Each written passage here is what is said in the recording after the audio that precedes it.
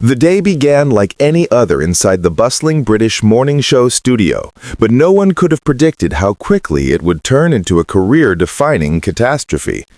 It started at 9 a.m. sharp, when Hugh Grant, one of Britain's most beloved and enduring actors, arrived early, as he always did. He stepped inside wearing a simple navy sweater, dark jeans, and that unmistakable boyish smile that had charmed audiences for nearly 3 decades. He was there to promote his newest romantic comedy, a film critics were already praising as his graceful return to the genre that made him a star. It should have been a smooth, predictable interview, the kind he'd done hundreds of times before. But Lorraine Kelly had something entirely different in mind. As Hugh settled into the bright orange guest chair, he sensed immediately that something was off. The usual warmth and chirpy friendliness Lorraine was famous for were nowhere to be found. Instead, she sat stiffly, flipping through a stack of notes with an intensity that sent a faint ripple of unease across the studio. Even the lighting seemed harsher than usual, throwing sharp, almost dramatic shadows over both their faces. "Right then, Hugh," Lorraine began, her Scottish accent cutting cleanly through the studio's hum. "Let's talk about this new film. Another romantic comedy where you play the bumbling English gentleman." She tilted her head. "Tell me, don't you think it's time to grow up?" The words hit like a slap. Hugh's smile faltered only a fraction, but those who knew him could see the shift. He had learned over the years how to handle unpredictable interviewers, but Lorraine's tone carried something sharper, almost confrontational. "Well, Lorraine, I think audiences still enjoy these stories.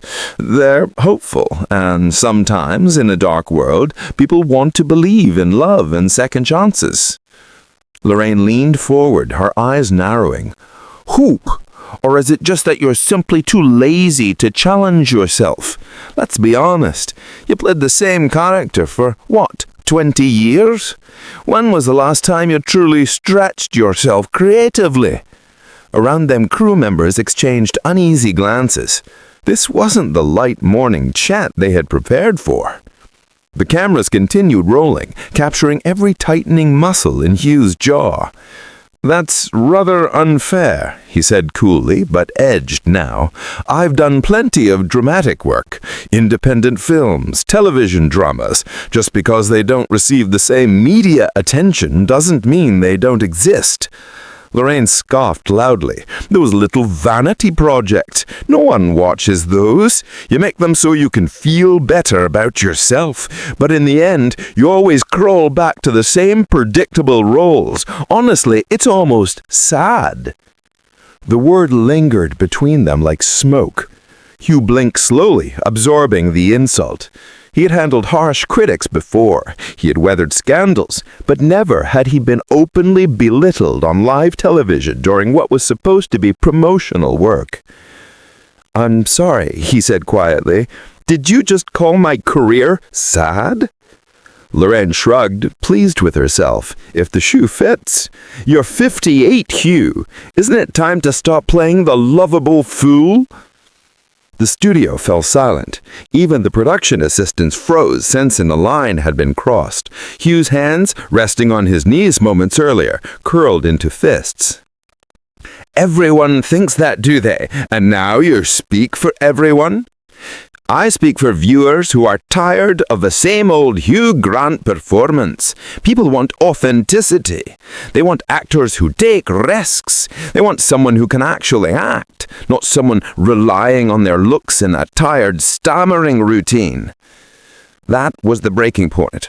Hugh stood so abruptly that his chair screeched across the studio floor, the sharp sound slicing through the tension that had been steadily building. Every camera captured the moment Hugh Grant, normally graceful, witty, and famously patient, finally had enough. And in those few seconds, Lorraine Kelly realized she had pushed too far. The sound of Hugh's chair scraping across the floor echoed through the studio like a gunshot. Every person on set froze. For a moment, Hugh just stood there, staring down at Lorraine Kelly with a look that was equal parts disbelief and fury. Lorraine blinked up at him, caught off guard. She had pushed celebrities before, teasing, prodding, poking for reactions, but none had ever stood up to her quite like this. None had ever made the studio feel so suddenly, dangerously quiet. "You know what, Lorraine?" Hugh began, his voice steady but simmering with controlled anger. "I've been doing this for 30 years. I've worked with some of the most respected directors and actors in the world. I've made films that brought joy and comfort to millions. And through it all, I've tried, truly tried, to conduct myself with professionalism and respect." He paused, turning briefly toward the nearest camera before looking back at her. The silence sharpened around him. "But I will not sit here and be insulted by someone who seems to have forgotten what basic decency looks like. This isn't journalism.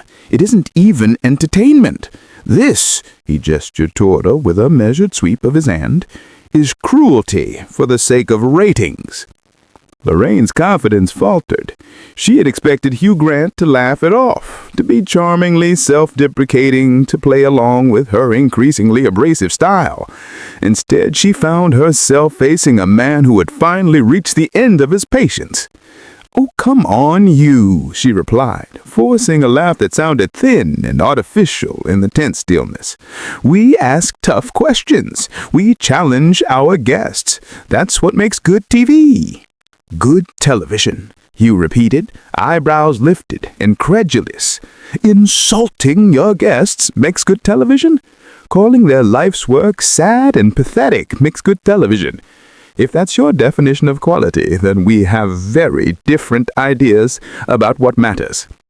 The cameras captured everything. The tightening of his jaw, the way Lorraine's smile kept slipping, the shifting expressions of the crew as they realized they were witnessing something far bigger than a bad interview. What had started as a routine promotional segment was quickly becoming a live, unfiltered reckoning. Hugh Grant, known for his gentle humor and famously mild manner, was revealing a steel spine the audience rarely got to see. "Look," Lorraine said, scrambling for control, "maybe we got off on the wrong foot. Why don't we start over? Talk about the film, your co-stars. Keep it light and fun." But Hugh shook his head slowly. He wasn't backing down. "Light and fun," he repeated, his voice carrying a quiet danger that made the studio feel smaller. "You think you can spend 10 minutes tearing apart my career and then smile and wave it away?" Lorraine shifted in her chair, suddenly aware that she had misjudged the situation and the man standing before her. "Hugh, please sit down," she said, gesturing toward the empty chair. "Let's just move on. Tell us about working with your leading lady. Our viewers would love to hear that." "Our viewers," Hugh echoed, still standing.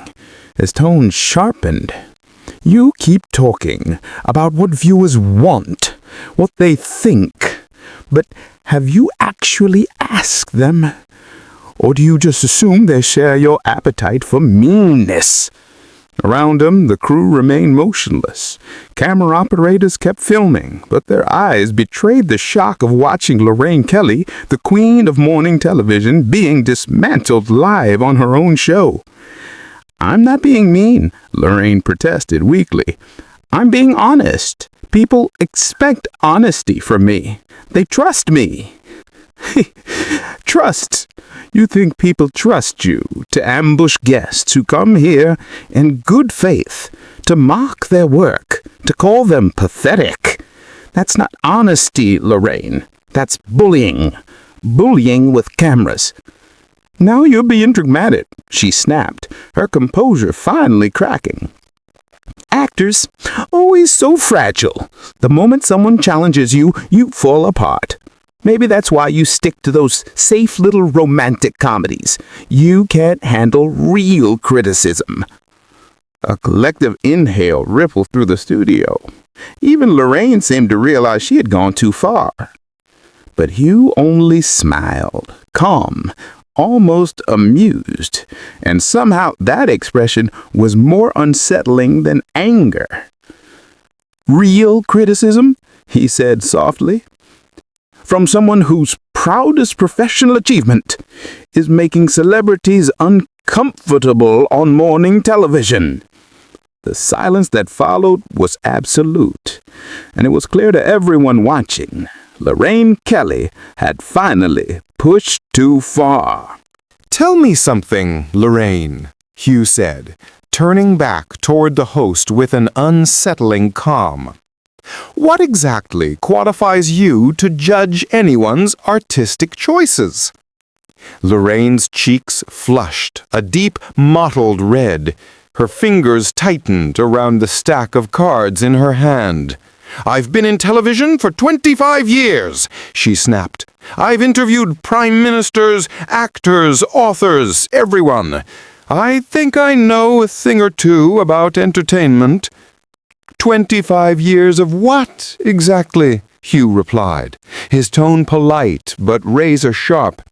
25 years of sitting in that same chair, reading questions someone else prepared for you, pretending to care about people you've never met? That's not a career, Lorraine." He paused, letting the silence expand. "That's just showing up." The studio froze. Every production assistant stared at their monitors as if afraid to blink. The camera operators exchanged uncertain glances, but kept the lenses locked on the unfolding confrontation. Everyone knew they were witnessing something extraordinary, something that would be replayed, analyzed, and debated for years. Lorraine forced her trademark smile back onto her face, though the corners trembled. "Well, I think someone's letting their ego get the better of them. This is exactly what I mean, Hugh. You actors can't handle anyone questioning your precious image." "My image?" he repeated, tilting his head thoughtfully. "You mean the image of someone who treats people with basic decency? The image of someone who doesn't use their platform to belittle others for sport? That's not the kind of image—" He paused, now looking directly into the cameras. "If that's the image you have a problem with, then I think that says far more about you than it does about me." He began walking toward the edge of the set, clearly done. But Lorraine's pride, wounded, flailing, made her reckless. "You know what your real problem is, Hugh?" she called out to him, her voice rising sharply. "You're weak. You hide behind that bumbling charm because you're terrified of letting people see who you really are. At least I'm authentic. At least I don't pretend." Hugh stopped. For several long seconds he didn't move. The studio held its breath. When he finally turned around, his expression wasn't angry anymore. It was calm, almost pitying. "Authentic," he repeated quietly. "Is that what you call this? Because let's be honest, Lorraine, this isn't authenticity, it's performance." He took a slow step toward her. "You've convinced yourself that being cruel makes you tough, that being rude makes you honest. But it doesn't. It just makes you small." Lorraine opened her mouth to respond, but Hugh raised a hand before she could speak. "No," he said firmly, "you've had your turn. Let me finish." The room fell silent again. "You want to talk about authenticity? Here's something real. I came here today to talk about a film I'm genuinely proud of. A film created by talented people who worked extraordinarily hard. I came expecting the basic courtesy one professional extends to another." He glanced toward the cameras, then back at Lorraine. "Instead, I walked into an ambush. And what's worse, you weren't doing it for journalism or honesty or truth. You were doing it for attention, for shock value, for the moment you could trend online, even if it meant destroying your own reputation to get there." The control room was dead silent. Even the hum of equipment felt softer, as if the machines themselves were watching. Hugh Grant stood in the center of the set, not the stammering romantic lead audiences knew, but a man in full command of his presence. Every word he spoke rang with clarity. "And you call me weak," he continued. "I survived scandals that would have ended other careers. I rebuilt my life with hard work, with talent, with integrity. I earned the respect of peers and the affection of millions." His voice grew steadier, stronger. "What have you earned, Lorraine? Fear, resentment, the illusion of authority built on tearing others down?" The cameras captured the moment. Hugh Grant poised and resolute, Lorraine Kelly shaken and speechless. And it was clear to everyone watching the balance of power in the room had shifted entirely. Hugh's words landed with a quiet finality that made every person in the studio freeze. "And I did it all," he said, his voice steady and unhurried, "without having to tear anyone else down." The line cut through the air with almost surgical precision. Lorraine sat motionless in her chair, her face drained of color. She had unleashed something she could no longer control. And now the consequences were unfolding in front of millions. There was no taking any of it back. "But you," Hugh continued, his gaze locking onto hers, "you've just shown everyone exactly who you really are. And it's not pretty, is it?" The studio fell into an absolute breathless silence. Lorraine Kelly, the woman known throughout her career for her quick wit and unshakable confidence, found herself speechless. Hugh's question hung in the air like a blade suspended above her. Her hands trembled slightly as she reached for her water glass, buying time, scrambling for a lifeline, some clever remark, some redeeming explanation that might pull her out of the wreckage. "I think," she finally whispered, her voice barely audible, "I think you're overreacting to a simple interview." Hugh shook his head slowly, and for the first time there was no anger in his expression, only sadness. "Simple interview? Lorraine, do you even hear yourself anymore?" His tone shifted, growing quieter, but far more piercing. "Do you remember when you first started in television? When you actually cared about the people you were talking to?" The question hit her like a physical blow. For a brief moment, something flickered behind her eyes, a memory of the young, hopeful presenter she once was. The one who had arrived at the studio each morning determined to make television feel warm, human, meaningful. The woman who listened instead of attacked, who connected instead of provoked. That woman had existed once. And she knew Hugh was right. She had drifted far from her. "That person is gone, isn't she?" Hugh said gently, though the softness in his voice made the words even sharper. "She's been replaced by someone who thinks cruelty is entertainment, who believes her job is to hurt people for ratings. And the saddest part is, you probably don't even realize how far you've fallen." Lorraine's composure cracked completely. "You don't know anything about me," she snapped, though the tremor in her voice betrayed more than anger. It carried fear and shame. "You don't know what it's like to do this job day after day, trying to keep people interested, trying to stay relevant in a world that changes every 5 minutes." "You're right," he replied. "I don't know what that specific pressure feels like.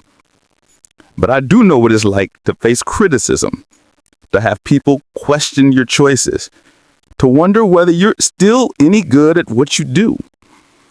He stepped closer, not intimidating, simply resolute. "The difference is, I don't take it out on innocent people who are just trying to do their jobs. The crew watched, stunned. The man they had expected to give a polite, forgettable interview was now delivering something far deeper. A reckoning. A mirror held up to the host who had gone too far for too long. You want to know what's really sad, Lorraine? It's watching someone with your talent, your platform, your experience choose destruction instead of creation. My talent? She let out a bitter laugh. You spent the last 10 minutes telling me I have no talent. No, he corrected calmly. I said you're wasting your talent. There's a difference. He let the silence settle before continuing. You could lift people up. You could make them feel welcome. You could use your position to spread a little joy. Instead, you tear people down to make yourself feel bigger. No one moved. No one breathed. This was no longer a celebrity spat. It was a public unmasking. Raw. Painful and unforgettable. This was a moment of truth, one that cut straight to the heart on what entertainment was supposed to be. Hugh's voice softened, but the sorrow in it only made his words sharper. "Do you know what the truly tragic thing is?" he said, looking directly at Lorraine. "Your viewers deserve better than this. They invite you into their homes every morning because they trust you to start their day with something positive. And you betray that trust by serving them cruelty instead of kindness." Lorraine tried, with the last scraps of her confidence, to claw back control. "At least I'm not hiding behind the fake persona," she snapped. "At least when people see me, they get the real thing." Hugh paused, considering her words with unsettling calm. "The real thing," he repeated. "Is this really who you are, Lorraine? Is this the person your friends know, your family? Or is this just another character you play, one you've convinced yourself is more authentic than kindness?" His question sliced through the final defenses she had left. Because deep down, beneath the bravado and the bitterness, Lorraine knew he was right. This hardened, sharp-edged version of herself wasn't the woman she had once dreamed of being. This wasn't the person she saw in the mirror before the cameras turned on. It was a character she had built, piece by piece, criticism by criticism, until she no longer knew where the performance ended and the real Lorraine began. A monster shaped by years of chasing ratings, of fighting irrelevance, of believing cruelty equaled honesty. "I think we're done here," Hugh said quietly. He reached into his jacket pocket and pulled out a small piece of paper. He walked to her desk with slow, measured steps and set it down with the gentleness of someone placing flowers on a grave. "This is the number for my publicist," he said. "When you're ready to apologize, not just to me, but to all the guests you've treated this way over the years, give her a call." He turned slightly, then added, "But I won't hold my breath. People like you rarely find the courage to admit they were wrong." The words landed like a final verdict. Hugh started toward the exit, but after a few steps he paused. When he looked back, his expression was no longer angry or disappointed, just exhausted. "You know what the real tragedy is," he said. "You had the chance to be remembered as someone who made the world a little brighter. Instead, you'll be remembered as the person who chose to make it darker." He began walking again. His footsteps echoed through the studio, filling the oppressive silence that had swallowed the room. But Lorraine wasn't done, not yet. Desperation, pride, and humiliation combusted into one last, fatal attempt to regain control. "Running away, Hugh!" she called after him, her voice cracking. "Just like you always do when things get difficult."